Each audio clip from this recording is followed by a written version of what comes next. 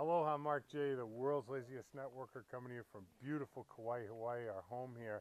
And we really feel blessed today. You can go ahead, or you can watch us film. It's great. See, you attract the crowd. Anyway, we're in Kauai with a good friend of ours, and her husband flew over. This is Marty Marty, the one-woman party, a.k.a. Marty Keith. And I think there's two really interesting parts to your story that you can share. The first thing is this was your first ever network marketing venture, right? Correct. Okay. And you set a record at the time for the company that you're with of hitting the highest group of pin levels, which is diamond. Yes. Yes?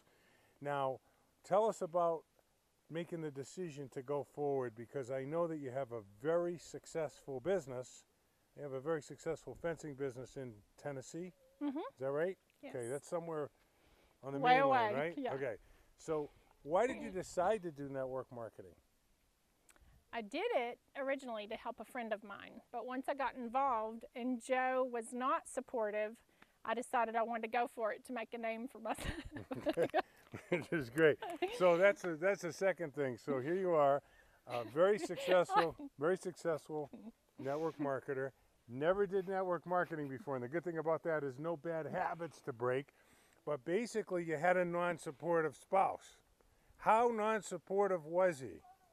He wasn't ever going to stop me, but he certainly wasn't joining forces with me either. Okay. And what did he feel about network marketing?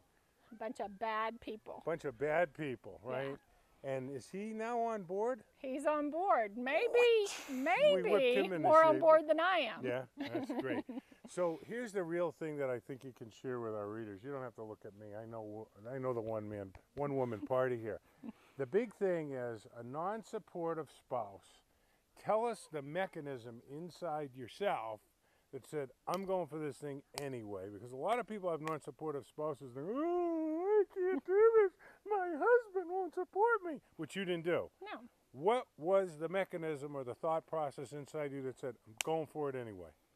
Well, I knew the fence company was his, so I decided, you know, I do a lot to support him and the fence company, and I wanted to do something for myself. And even though he wasn't supportive, I knew I was going to go for it and show him that it was a great company.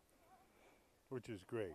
If you want to know a little bit more about Marty, there's a link down there that you can click on, and we'll be back to hear the other side from her non-supportive spouse tomorrow. Okay, peace be the journey. Thanks for tuning in.